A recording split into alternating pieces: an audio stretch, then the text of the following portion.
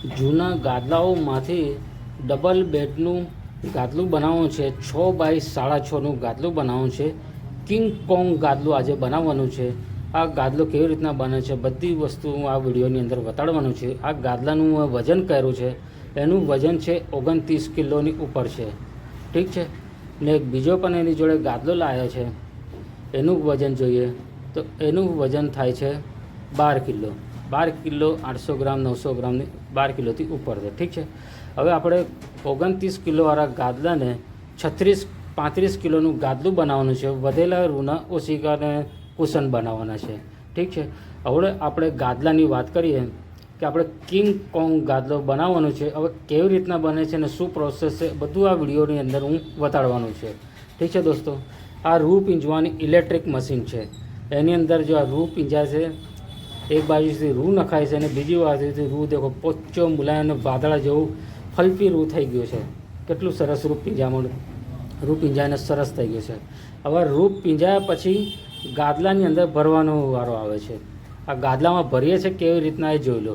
જે બાજુ ગેપ હોય, ખાલી જગા હોય, જાડું હોય, પાતળું હોય, સરખી રીતના ગાદલાને પહેલાંથી જ ભરવું પડે છે. કેમ કે આ રિલાયન્સ રેક્રોનનું અમેરિકન રૂ કહેવાય છે. ના જે રૂ ભર્યા પછી એને દંડા મારવાનો વારો આવે છે ત્યારે રૂ વહેલો ખસે નહીં. એની જગા પરથી બહુ રૂ ખસેડવામાં તકલીફ પડે, લગભગ ખસતો તો નથી. તો ભરવાની અંદર જ ખાસ ધ્યાન રાખવા પડે છે કે કોઈ જગ્યા ગેપ રહી ગયો હોય, ખાલી જગ્યા રહી ગયું, થોડું નીચું પહોંચું થયું હોય તો પહેલાંથી એને સરખું ભરવું પડે છે. હવે એને દંડા મારીને સાધારણ દંડા વાગશે અને એને સરખું થઈ જશે. આ દંડા મારીને એક લેયર બનાવવી પડે છે. જે ફોમના ગાદલાઓ છે એ પ્રમાણે આની લેયર બનાવીને એક સરખા કરવા પડે છે અને એક લેયર બનાવીને એક રૂના ગાદલાને ફોમના ગાદલાને જેવું એને સરખો કરી દેવું પડે છે. આ દંડા માર્યા પછી એને પર બોર્ડરો લઈશું. જો મિત્રો, બોર્ડરો કેવી લેવાની હોય છે, ચારે બાજુ ઉપર નીચે બોર્ડરો આવશે. જો આ બોર્ડર એક એક કરીને ટાંકો મારવાનું, નીચેથી સોય નાખવાનું, ઉપરથી નાખવાનું અને ધીરે ધીરે કરીને ટાંકા મારીને બોર્ડર એવી રીતના ખેંચાય છે. જોઈ લો, આ રીતના બોર્ડરો ખેંચાય છે.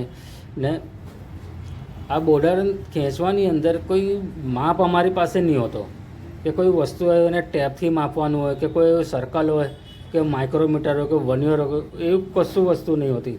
આ અંદાજેથી આ બોર્ડરો ખેંચવાની હોય છે. તમે ચારે બાજુ ફરીને જોશો તો બોર્ડર એક સરખી જ દેખાશે. ઊભી હોય કે આડી લાઇનિંગ હોય, એની અંદર બોર્ડર તમે જોશો તો એક સરખી જ હશે.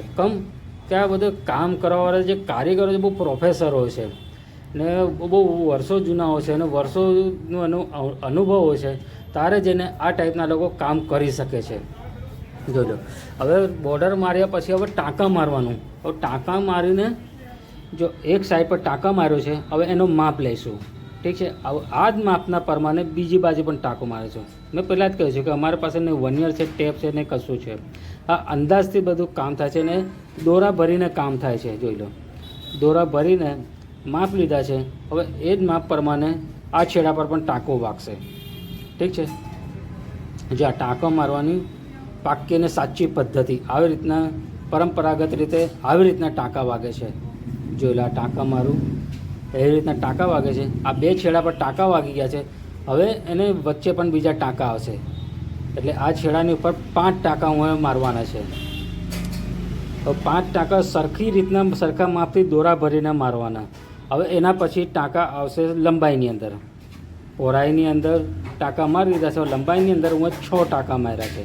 ઠીક છે. આ 5 ટાંકાને 6 ટાંકા. હવે એની સામે બધા ટાંકા એક એક કરીને બધા મારવાના.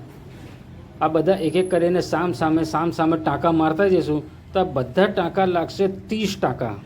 આ 30 ટાંકા માર્યા પછી વચ્ચે એક બ્લોક તૈયાર થશે. બધા જોતા જજો. આ જેમ ટાંકા વાગતા જશે એમ બ્લોક એક એક બ્લોક ઉપસીને ઉપર આવશે. ઠીક છે. આ જેમ આ બ્લોક ઉપર આવશે ને એ બ્લોકની ઉપર બીજા 20 ટાંકા લાગશે. આ 20 બ્લોક બનશે. 30 ટાંકા માર્યા પછી 20 બ્લોક બનશે અને 20 બ્લોકની ઉપર બીજા ટાંકા વાગશે. એટલે આ ટોટલ આપણે કાઉન્ટ કરીએ તો આ ટાંકા થઈ ગયા આપણે 50 ટાંકા થઈ જશે.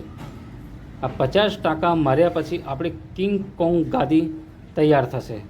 જો મિત્રો આપણે રૂ પીંજ્યું એને કવરની અંદર ભર્યો, કવરની અંદર ભરીને પછી રૂ દંડા મારીને સરખો કર્યો, સરખા કર્યા પછી એને ટાંકા માર્યા। ઠીક છે, આ ટાંકા સરખે સરખા બધા એક લેયરને મારીને એક ગાદલાના રૂપની અંદર એને લઈ આવ્યા છે। ઠીક છે દોસ્તો, હવે આ આખો ગાદલો સરસ મજાની રીતના હવે બધો તૈયાર કરી દીધો। મારી તરફથી આ ગાદલો સરસ રીતના કમ્પ્લીટ તૈયાર કરી દીધો છે। હવે આગળનું કામ શું છે? આ ગાદલો બનાવ્યા પછી ટાંકા માર્યા પછી નાનો થયો છે। નાના થયા હવે તમે બેડની ઉપર મેળશો તો આ ગાદલો નાનો પડશે। લંબાઈમાં પણ 3-4 ઇંચ જેવો નાનો હશે, પહોળાઈમાં પણ 3-4 ઇંચ જેવો નાનો છે। ઠીક છે, હવે તમે યુઝ કરશો તો યુઝ કર્યા પછી આ ગાદલો ફેરશે ને ગાદલો બેસશે ને એની અંદર ખાડા ટેકડા આવશે, ઉબડ ખાબડ ઊંચું નીચું થશે। તો આ ગાદલાને ફરાઈને યુઝ કરશો 15 દિવસ લગીને। ઠીક છે, માથાનું ભાગ પગ બાજુનો, પગનું ભાગ માથા બાજુ, એવી રીતના એને ફરાઈને યુઝ કરશો તો ગાદલો સરખો થઈને એની જગા પર માપ પર આવી જશે ને ગાદલો એક લેયર ફોર્મની લેયરની અંદર પણ આવી જશે। એવી રીતના ગાદલા તૈયાર થાય છે, પણ પાછળથી તમારે એને કેર કરવી પડશે અને ફરાઈને યુઝ કરવા પડશે તો ગાદલો એકદમ સરખો થઈ જશે। ને તમારે જો બેક પેનનો ઇસ્યુ હશે, સર્વાઇકલને જે પ્રોબ્લેમ આવતા હશે, ફરાઈને ગાદલા વાપરશો સરખો થઈ જશે તો આ કોઈ પ્રોબ્લેમ કે કોઈ તકલીફ તમારે આવે નહીં। ને જો આ કિંગ કોંગ ગાદલો અમારો તૈયાર થઈ ગયો છે। આવી રીતના જો ગાદલા તૈયાર થાય છે મિત્રો, વિડીયો એટલા બધા મોટા હોય છે કે આ જે મેન પાર્ટ છે એ જ તમારા લગીને મેં પહોંચાડેલા છે। ઠીક છે દોસ્તો, ને આને બનાવવાની અંદર પણ ખાસી તકલીફ થઈ જાય છે। તો આ ગાદલા અમારો તૈયાર થઈ ગયો છે, એને પર કવર પણ ચડાવી દીધો અને ઓટો રિક્ષા અમારી આવી ગઈ છે અને રિક્ષાની ઉપર બાંધીને હવે અમારા એડ્રેસ પર લઈ જઈશું। જો મિત્રો આવા વિડીયો પસંદ આવ્યો હોય તો લાઈક કરજો, આવા વિડીયો તમને ગમતા હોય તો સબસ્ક્રાઈબ કરજો ને આવા વિડીયો બનાવતા જ રહું છું।